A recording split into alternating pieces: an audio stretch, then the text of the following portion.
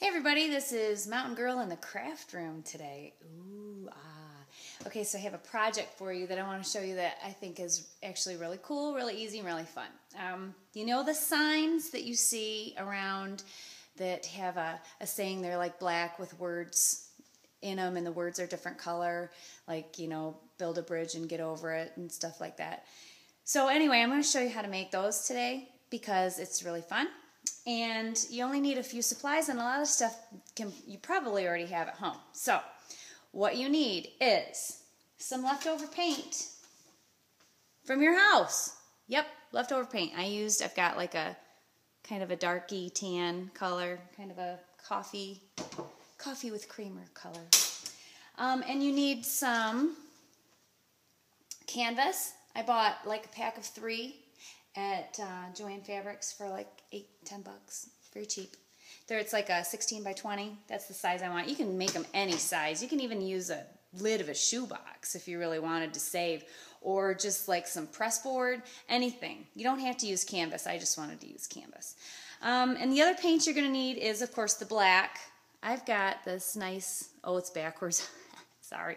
It's just a outdoor-indoor acrylic glossy. I wanted glossy, so I got glossy. Actually, I had this in my craft stash, so I didn't have to buy any paint. Yay. And a paintbrush. See, I've already started painting. And what I like to use, I don't know if you can see this, it's just a plastic plate that you can use for painting. I use these all the time. I used them when the kids were little so that they could paint and keep their paint separate. And it washes up and keeps really clean. The other thing that you're going to need is, I forgot to grab it. Okay, let's walk. Here we go. Ooh, you're going to see my house. I hope it's clean. Okay, here we go. Ooh. You're going to need vinyl letters. I had a hard time finding vinyl letters, but where I found them was at Walmart over in their section by the poster board.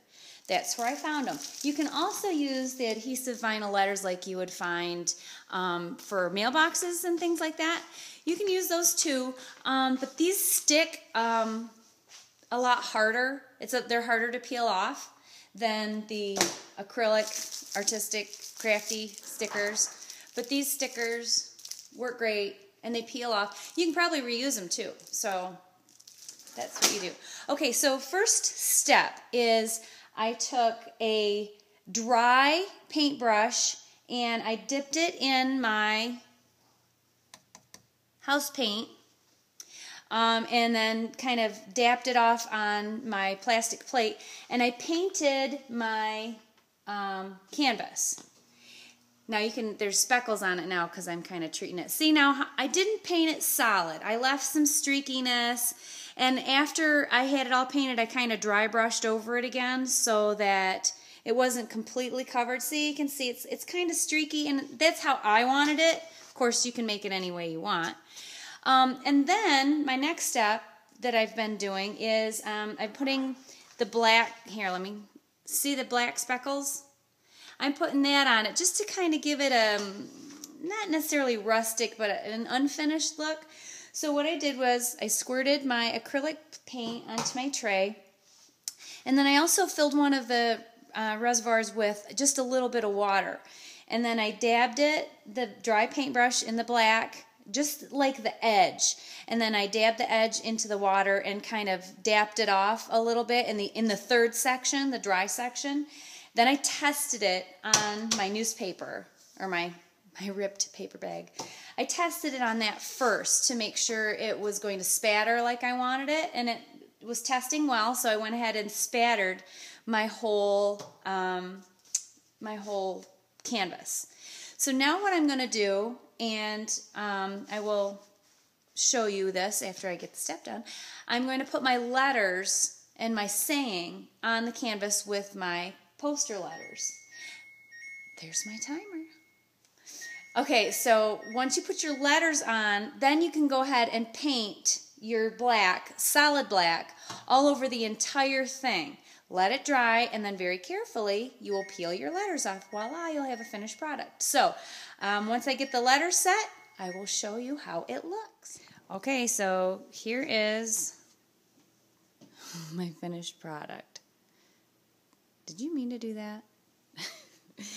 Okay, there's a story behind that saying. I don't know if I should tell it or not, but I used 2 kits because I didn't have enough D's. So I used 2 packages, and then once you get the letters on, and I just eyeballed it. I didn't measure it, but you can put a ruler down and make lines and straighten them out if you want, but I just eyeballed it. And then afterwards, just go over them and rub them down. Make sure they're down on the canvas really well. They don't stick super great, so when you're painting, you're going to want to make sure that you're careful.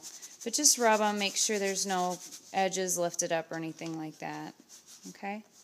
Sorry about, I keep thinking I have a spider on my finger, but I got stitches the other day because I cut myself making dinner. So, thankfully, my hubby can stitch me up here at home. All right, so the story goes, we were in Saugatuck, Michigan, with friends, and if you're from Michigan, you know what Saugatuck's all about. And there was a gentleman smoking a cigar and standing by one of the stores, and my husband and a couple that we were with, we were walking past, and our friend that was with us stopped and looked at the guy and said, "Did you mean to do that?" And his wife and I looked at each other and kind of got a little scared and couldn't figure out what happened. I thought maybe the man had blown smoke in her face or done something to her as she was walking by, but no, our friend had noticed that this gentleman was carrying a shopping bag that he had just purchased, and his shoes were both neon green, and they matched. And so he asked him again, "Did you mean to do that?" And the gentleman was a little worried, and here my husband went behind our friend and was ready to back him up and get into a fight if they needed to. He was right there. Us women were out of there. We took off. And then he finally said, "No, did you mean to do that? Your shoes match your bag." And oh my goodness, we all just had a laugh. So for that entire weekend and the rest of the time, that has been our saying. So for Christmas, they're getting a sign that says, "Did you mean to do that?" So, okay, so here is my finished project that I painted all the corners and everything. And see, you can see the letters. And I've so inspired Hosey that was behind me in the last video that he's making his own. Just one? Just one is all you want? One color? So he's making one. But after it dries, then I'll peel the letters off, and I will show you the finished product. Okay, here's the finished product. Turned out pretty good. I did have to make a couple adjustments because if you'll notice, I'm going to do a close-up, the letters aren't perfectly straight. A little blurry. They're not perfectly straight. Some of them bled in a little bit. I got paint on my finger, sorry. So I had to go over the lines a little bit with my first color paint, and then I had to resplatter some of the black. But that's fine. It worked out fine. I just took some artistic paint brushes and touched it up where it needed to be, and it kind of gave it a little bit of a rustic look that I think is okay. So anyway, that is the project. I will also write out the instructions below so that you will be able to read it. And please feel free to email me if you have any questions at mountaingirlfitness@comcast.net. So anyway, that is my project. Alrighty.